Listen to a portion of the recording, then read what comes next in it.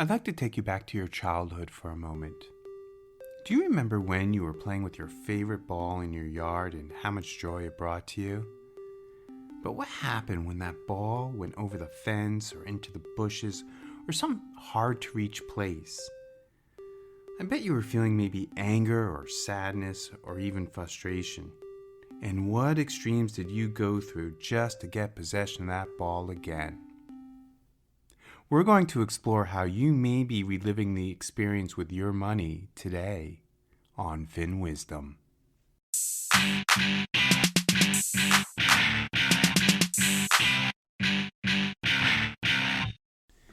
Hello, and thank you for tuning into Fin Wisdom. I'm your host, Joel, and I'm very excited to welcome you to our very first installment of the podcast. Today's episode is aptly named Obsessions with Possessions. So let's go back to our story about that ball, but let's change the scenario ever so slightly. Let's say you and a few of your childhood friends were walking down the street and you come across a ball, just sitting there in someone's trash, waiting to be hauled away for garbage. And as a group, you and your pals decide to take this newfound ball that was intended for trash as an opportunity to go and play with it in a nearby open lot. You and your buddies start playing a game using the ball, and everyone is having a blast. Until one of your friends kicks the ball over a relatively high fence that lies at the edge of the field and into the trees that sits beyond a wide stream.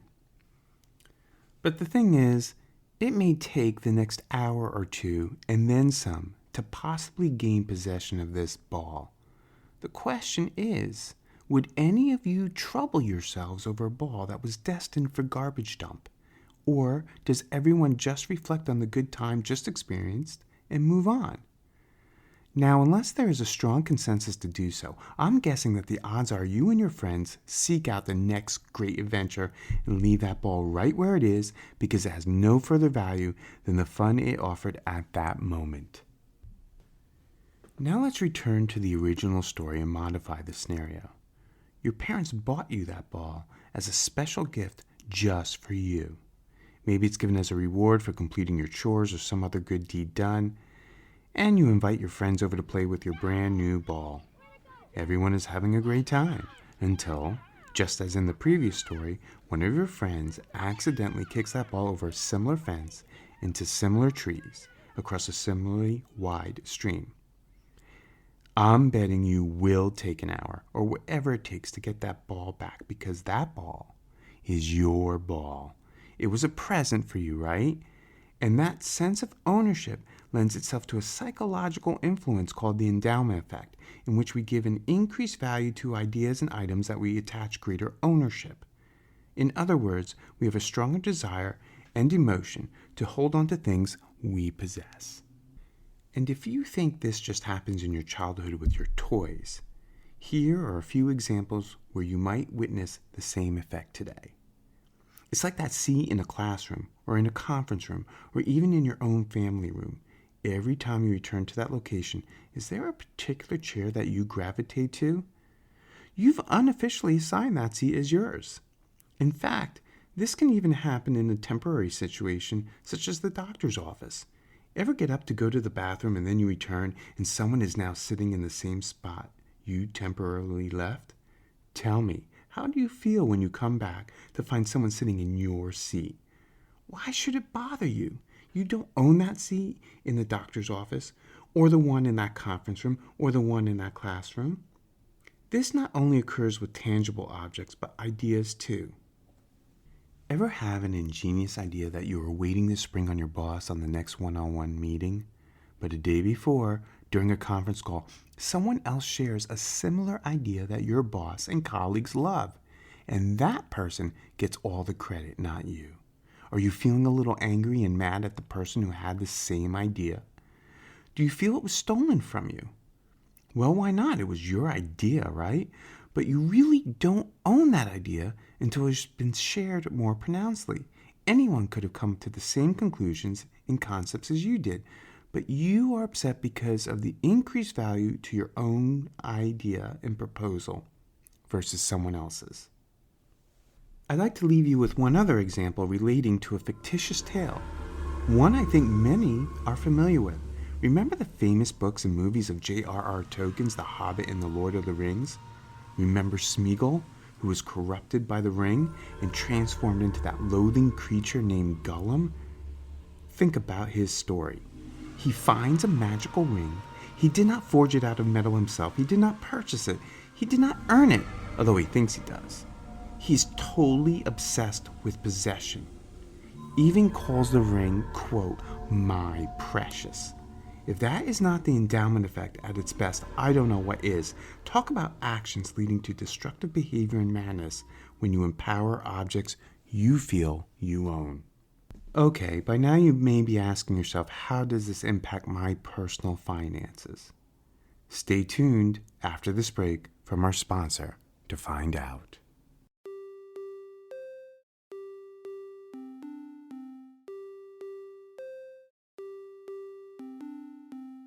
So, what do you think about this background music? It's nice, right? This is the part of the podcast where I would be discussing the benefits of my sponsors' products or services, but alas, it's my first series, folks, and only a handful of listeners so far. So I have no sponsor yet. However, I'm hopeful for the future to swap out this spot. I hope you're enjoying the podcast so far, and if you, your organization, or someone else you know may benefit from sponsorship, please visit finwisdom.com and let me know. That's finwisdom, FINWIZDOM.com. In the interim, I thought you might find this a good break in case you needed to step away or focus your attention briefly on another matter.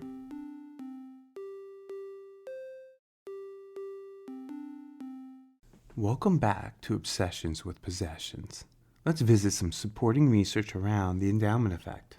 There is an often referred to study conducted by some of my favorite behavioralists. In 1990, a study was undertaken by Daniel Kahneman, Jack Nash, and Richard Thaler, where college students were willing participants in the hypothetical buying and selling of coffee mugs. They were nice mugs, but they did not have any unique characteristics either. 3 groups were established. The first group was given ordinary ceramic mugs as, quote, gifts, and then asked to sell them at a price ranging from $2 to $9.25. A separate group of students were asked to purchase those mugs to determine the price someone was willing to pay for one. And then there was a third group, which was given the choice of a mug or money. So here's the interesting outcome of this experiment. Those who were not in possession of a mug were willing to pay an average of $3, but those who received their mug that was gifted to them valued them at a higher price. In fact, a much higher price. On average, they were willing to depart with their precious mug for over $7 each. The point is, once a sense of ownership of the mug was established by the participants, the compensation they sought for the mug was approximately twice as high as the amount others were willing to pay to acquire the same exact object. You would think it was irrational to not sell something that was given to you for free, but that is the power of the endowment effect. That is why, going back to the beginning of our story today, you are going to spend the rest of your day to obtain possession of that ball regardless of the obstacles. As a side note, another study conducted in 2000 by Ziv Karman and Dan Ariely, Dan, by the way, is one of my favorites, found that participants in an experiment involving the trading of hypothetical NCAA Final Four tickets sold at a price 14 times higher when participants, quote, owned the tickets for sale in comparison for the price others were willing to pay. If this sounds a little hard to swallow, or if you were telling yourself that you could overcome these influences, I'd like the opportunity to reflect on a few situations in your own life that may get short-circuited by the same behavioral risk when it comes to financial decision-making. Let's start with the concept of the money-back guarantee or free trial offer on a product or service. First off, these terms make you feel less adverse to a purchase as the risk of making a poor decision is minimized. But once you've acquired that product or service, you build a sense of ownership and value to it, which makes it tough to return because the longer you have it in your possession, the less likely you are of returning it, even if you have a level of dissatisfaction. Or how about this one? Have you ever been in the market for a new car? Maybe you had a specific model and color in mind. Let's say, as an example, you were thinking of purchasing this year's model in red and without all the bells and whistles to reduce the cost and yet satisfy your needs. So you head over to the dealership, but the particular model you seek is not in stock. But hey, no problem. They can order the vehicle you are asking for, but one of the reasons you went to the showroom is to take a test drive. The salesperson can give you the keys of a similar model that is sitting in the lot today so you can get a feel for the car. It's not in the color you were seeking, it's blue. It also has many add-ons that you weren't looking for, such as the latest digital technology, the deluxe sunroof, all passenger heated seats, upscale stereo system, etc. None of what you were seeking to obtain in the model you plan to order. This is just a test drive to give you a feel for how the car handles. So you hop in, take it for a spin, you get comfortable, it drives well, and before you know it, positive inferences kick in. You start taking emotional possession of it, and the dealer is counting on the endowment effect to increase the probability that you buy that car today to close the deal instead of ordering the one you have to wait to receive several weeks from now. If you've been in this situation, tell me, how do you feel after you complete the test drive and start walking back into the dealership lobby when in the corner of your eye you spot another potential buyer looking over the same car in the lot? You kind of feel that ownership, right? You start feeling like they're looking at your car. This is kind of like that possession of the seat in the conference room mentioned earlier, right? And if you think sitting at home all day reduces your chances of this behavioral risk, think again. Consider today's technology. Let's say you are shopping for a new TV or new clothes to wear and the seller has augmented reality option, or AR option for short. This technology allows you to see what that TV will look like right in your living room, or how that outfit will look on you without stepping into a fitting room to try it on. This also falls into another concept called nudging, but we'll save that topic for another episode. And if you are someone who maintains your own investment portfolio, I'm guessing you might have a media darling or two that are heavily weighted in your stock lineup. Those are stocks that may have received frequent and favorable attention in news media at one point or another. They were at the time and still may be ideal investments, but under the influence of the endowment effect, there is a risk that you are essentially overvaluing the worth of those stocks and have the potential of hanging onto a position perhaps longer than you should. The mere fact of ownership creates a psychological bias that those shares are worth more than other investment options. There are many more examples out there, but I'm hoping that at this point you can recognize how this behavior affects your decision making when it comes to managing your money. The question is, what can we do about it? Some helpful tips coming your way when we return after a word from our sponsor. Hear that background music again? And unfortunately, the situation has not changed since the first sponsor break, but I would like to remind you to visit finwisdom.com and subscribe if you have not done so already. That's FINWIZDOM. This podcast series is or soon will be available on many of the popular platforms where you may already listen to podcast streaming. So where do we go from here? How do we short-circuit the endowment effect? There's no easy answer, but here are 5 Jedi mind tricks you can play on yourself to potentially reduce the impact. 1. Let's start with awareness. For anyone who is familiar with or has practiced mindfulness, you have gone through the process of viewing yourself from outside in. It's also a desirable mental state that can help you overcome the power of the endowment effect. Mindfulness and meditation can potentially help you let go of the personal value of given something and reduce its influence on you. 2. Some creative thinking wouldn't hurt either. When you need to make financial decisions about savings, investing, borrowing, or even expenses, imagining they are not yours can weaken their emotional influences. How easy is it and confident we feel when we give friends and family advice? But ask yourself, how effective are you at following the same advice you would give others in a similar situation? Do you know an expert in a given field that has told you to stay the course, but later learned they themselves did not? And I'll be honest, despite all that I know about behavior and money, I find myself falling into the same psychological traps as you do, even when I see it happening.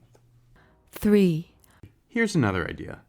Take out a notepad, or what I like to do is use a note-taking app on my smartphone. List the purpose and potential benefits relating to the possession you are contemplating a financial decision, but go beyond the pros and the cons. Change those columns to consider 2 other facets of the decision-making process. The first column, write why at the top. This is where you write down what does this solve for. And in the second column at the top, write alternatives/consequences. In this column, write down any options that can satisfy the same need or intent based on your current situation or what you will be giving up if you maintain this possession. This exercise narrows the gap between the value we have given to something versus its value in terms of its true benefit. This will help improve your ability to compare the value to those items you don't own. 4, When it comes to our money, we are often swayed by the ownership of investments or items when we have forged emotional connections. A variation to the comms comparison just mentioned is to do the homework assignment all over again. I know it's extra time and effort, but what I mean by this is to go through the financial decision process as if you do not own the item in question to reduce biases. For example, let's say you have an investment you are deciding whether to keep or sell. Take the approach as if you don't have that need or want in your possession today. This helps you hit the reset button to establish the worth of an investment today and potential for the future versus looking through a rear-view mirror and contemplating the value you reap from owning it up to this point. 5, Last, but far from least, another option and methodology is to reduce the psychological roadblocks we build that prevent us from taking the appropriate action. This relates to opposing forces of motivators versus demotivators and our perceptions and aptitude to take action that leads to change. I know that was a mouthful, so let me explain with an example. I'll use the desire to own a new home. To trigger this aspiration, you've apparently built a list of welcoming outcomes that would result from owning a new home. Could be from discussions with your significant other or growing family needs. Maybe it is more desirable neighborhood, job opportunities, etc. Regardless, we get excited by the idea of a positive change in our lives. You may even go online and start perusing available homes. Then, what do? We visualize ourselves living in those homes, and it further drives our motivation. But here is where the endowment effect takes hold, and we start creating demotivators that in turn inflate the value of staying in your current residence and creates the perception that taking action is too hard. This includes the selling of an existing home, the possibility of having to shop for and apply for a mortgage, the labor and stress associated with moving, the unfamiliarity of a new community, and you will even sabotage your own pursuits by finding fault with each new home you consider. The barriers continue to rise, adding pain and fear and denial into the decision-making process, and soon it becomes easier to justify the home you are in today because the alternatives seem very hard to do. To enable a more balanced decision, first become more knowledgeable about those demotivators. Take the mystery out of the what-ifs, and they'll weaken their hold on you. This should help you make clear decisions when comparing the pros and cons of your decisions. By the way, another obstacle that may impede you is the overvaluing of your own home, making it less marketable. There are other similar scenarios where this technique may help you, which include the starting of a new business. Maybe you're contemplating a puppy for the family, dedicating time to a new hobby, exploring volunteer work, or considering a new career opportunity. By now, you may recognize there is a common theme as part of the solution, and that's distancing yourself from ownership. It's one of the best ways to reduce the endowment effect and its power over you. So the next time your ball goes over the fence and in a place that makes it difficult to repossess it, or will require a great deal of energy to maintain it, think to yourself, am I placing too much value on that object? Maybe it's time you distance yourself from that ball.